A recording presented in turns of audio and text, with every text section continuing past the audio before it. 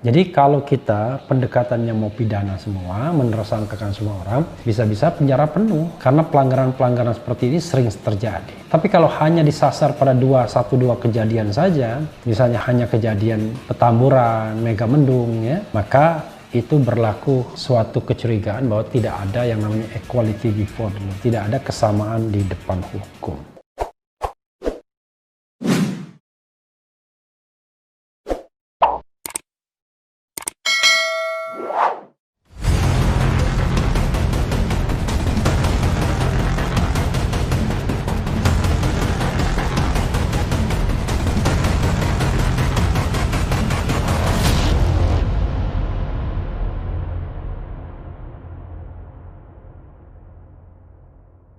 Assalamualaikum warahmatullahi wabarakatuh, Sobat RH sekalian. Jumpa lagi kita di channel yang keren ini. Keren cadas. Keren cadas ya. Ini ada berita yang lagi hot ya, yaitu Raffi Ahmad ikut pesta usai vaksin, Ahok dan sejumlah selebriti hadir ya. Kira-kira mau dijadikan tersangka enggak ya? Barangkali enggak ya. Dan lagian juga memang jadi Presiden Habib Rizik ini membuat penegak hukumnya jadi sulit untuk menjalankan yang namanya equality before the law ya. Jadi kerumunan Habib Rizik ditersangkakan, bahkan dianggap melakukan penghasutan, tapi kerumunan lainnya ya barangkali hanya cukup disesalkan saja atau cuma ditanya-tanya ya. Tapi kita lihat coba ya, kita tes ya. Mudah-mudahan berlaku equality before the law ya. Kita lihat.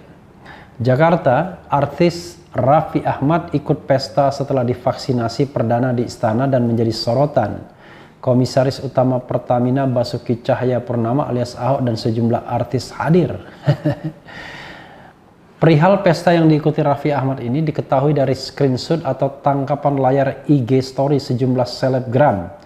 Salah satunya tangkapan layar dari story Anya Geraldine yang diviralkan netizen seperti dilihat Kamis 14 Januari 2021. Mereka yang hadir dalam pesta itu antara lain selebgram Anya Geraldine yang mengunggah story itu, Gading Martin, Raffi Ahmad, Nagita Slavina hingga Sen Gilail yang dikenal sebagai pembalap mobil. Ada juga komika Uus, Aureli Moremans, hingga Once Mekel yang menjadi penyanyi di acara itu. Dari sederet artis itu tanpa hadir Ahok. Ahok terlihat memakai kemeja biru lengan panjang. Dalam sebuah momen Ahok melepas masker ketika bernyanyi. Story Anya Geraldine yang menampilkan foto Raffi Ahmad kini tak tampak lagi. Pesta ini jadi sorotan netizen karena Raffi Ahmad baru saja divaksinasi. Raffi Ahmad yang tampak abai protokol kesehatan dari story itu mendapat kritik. Pihak istana sudah menanggapi perihal kontroversi Raffi Ahmad. Istana akan menasihati Raffi Ahmad. Cuma dinasihati saja ya. Kami akan nasihati, ujar Kepala Sekretariat Presiden Heru Budi Hartono saat dihubungi Kamis 14 Januari. Secara terpisah, juru bicara vaksinasi COVID-19 Siti Nadia Tarmizi meminta kepada Raffi Ahmad menjaga protokol kesehatan prokes meski sudah divaksin, sebab vaksinasi tidak cukup menjaga diri dari sebaran virus corona. Iya, seharusnya kita tetap menjalankan prokes ya, walau sudah divaksinasi, karena vaksin saja tidak cukup melindungi kita, dan saat ini vaksin membutuhkan waktu untuk dapat membuat antibodi ya. Jadi tetap jaga diri dengan mematuhi prokes dan menjalankan 3M katanya. Ya. Itu tadi ya Sobat RH sekalian mengenai Raffi Ahmad ya yang malah ikut pesta usai menerima vaksin. Sobat RH sekalian, masalahnya adalah ada dua hal. Pertama soal kepantasan, karena Raffi Ahmad dianggap sebagai influencer ya.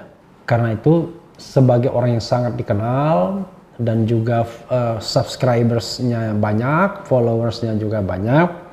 Maka diharapkan dia bisa memberikan contoh terhadap vaksinasi COVID-19 yang terus terang banyak diragukan oleh masyarakat.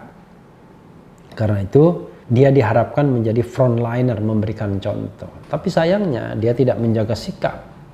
Setelah mendapatkan vaksinasi, malah dia tidak menjaga protokol kesehatan dan itu tertangkap di dalam screenshot ya yang diunggah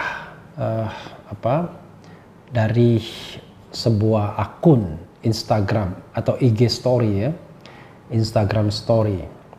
Lalu berikutnya adalah persoalan pelanggaran protokol kesehatan. Nah, kalau kita mau bicara equality before the law ya, kira-kira ini pelanggaran seperti ini diproses nggak oleh kepolisian? Karena pelanggaran juga. Karena kalau kita bicara tentang pelanggaran pasal 93 itu, kalau mau diterapkan ke semua orang, bunyinya adalah ya, mereka yang tidak mematuhi penyelenggaraan kesehatan masyarakat atau menghalang-halangi penyelenggaraan kesehatan masyarakat dapat diancam hukuman 1 tahun penjara dan atau denda 100 juta rupiah. Dari awal saya mengatakan ya bahwa kasus yang seperti ini harusnya didekati dari sudut administratif, sanksi administratif, tentu preventif juga. Salah satu preventifnya adalah tentu sosialisasi ya, melakukan himbauan dan lain sebagainya. Tapi law enforcement-nya ketika terjadi kerumunan seperti ini ya bisa dibubarkan. Jadi kalau misalnya melawan petugas, nah barulah bisa dikenakan tindak pidana atau sanksi pidananya. Jadi tidak seperti dalam kasus Habib Rizik, petugas keamanan ada di tempat, ya mulai dari Satpol PP, polisi hingga TNI, tapi mereka tidak berinisiatif untuk membubarkan kerumunan tersebut seandainya memang itu dianggap berbahaya dan melanggar protokol kesehatan. Malah kemudian langsung main mentersangkakan, padahal pada saat kejadian itu BNPB misalnya memberikan masker gratis yang menunjukkan seolah-olah ada endorsement terhadap kegiatan tersebut. Yang penting adalah menggunakan masker. Jadi kalau kita pendekatannya mau pidana semua, menersangkakan semua orang, bisa-bisa penjara penuh. Karena pelanggaran-pelanggaran seperti ini sering terjadi. Tapi kalau hanya disasar pada 1-2 kejadian saja, misalnya hanya kejadian Petamburan, Megamendung ya, maka itu berlaku suatu kecurigaan bahwa tidak ada yang namanya equality before the law, tidak ada kesamaan di depan hukum. Apalagi dalam kasus rame-rame pesta ini ya, kita tahu bahwa DKI sedang mengadakan pengetatan PSBB dan itu berlaku tanggal 11 Januari sampai tanggal 25 Januari. Tapi ada pesta seperti ini, ya kan? Ada pesta seperti ini, maka harusnya itu pelanggaran yang luar biasa. Tapi kira-kira polisi mau tidak menindaklanjutinya secara tegas atau sekedar mengklarifikasi saja? Hanya sekedar tanya-tanya sudah itu selesai, gone with the wind. Nah, kita lihat nanti, termasuk juga misalnya apakah penegak hukum akan memeriksa nanti Raffi Ahmad, Nagita Slavina, siapa lagi yang datang, Gading Martin, Anya Geraldine, kemudian Ahok dan lain sebagainya, untuk menunjukkan bahwa penegak hukum tidak tebang pilih. Apalagi ini diperlakukan PSBB yang diperketat. Pada kasus Petamburan waktu itu PSBB transisi, bukan PSBB yang diketatkan lagi. Sekarang berada dalam tarik rem. Jadi kalau dilihat gradasinya, ini justru kondisinya adalah kondisi yang dimana rem ditarik lagi oleh Gubernur Anies Baswedan. Nah, kira-kira apakah akan ada sanksi lebih lanjut kepada mereka-mereka yang justru mengadakan pesta ketika rem darurat ini ditarik? Ini kan menarik, ya, menarik jadinya. Kita tunggu saja bagaimana sikap istana, sikap penegak hukum, dan bagaimana kita melihat nanti soal ini ditindaklanjuti. Jadi sekali lagi Sobat Era saya katakan, bernegara itu memang harus adil, tetapi hukum itu tidak digunakan untuk menghukum. Hukum itu digunakan untuk menjaga ketertiban. Dan kalaupun harus digunakan penegakan hukum pidana, maka dia haruslah menjadi the last resort, haruslah menjadi upaya terakhir. Jadi ultimum remedium, jadi upaya terakhir baru menggunakan hukum pidana. Apalagi sampai pada penahanan. Itu lebih terakhir lagi sesungguhnya. Karena penahanan itu merampas kemerdekaan orang yang belum tentu salah. Kalaupun salah, gradasinya bukan kejahatan yang berat, tapi pelanggaran.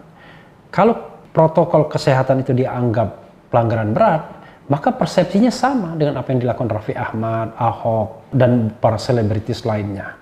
Karena perbuatan mereka juga bisa mengakibatkan klaster baru COVID. Tidak ada bedanya.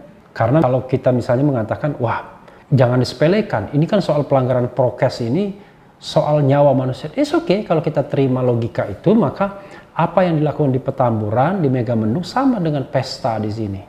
Bahkan pesta ini juga sangat berbahaya karena dilakukan di sebuah ruangan di mana kita tahu bahwa itu sifatnya tertutup dan justru kalau memang ada yang terkena COVID lebih mudah lagi untuk penularan atau memunculkan klaster baru. Tapi sekali lagi sobat era sekalian, hukum itu sering subjektif, tergantung hati kita. Kadang-kadang kalau kita melihat barangkali orang yang kita tidak setujui, maka hukum berlaku kepada dia setajam-tajamnya.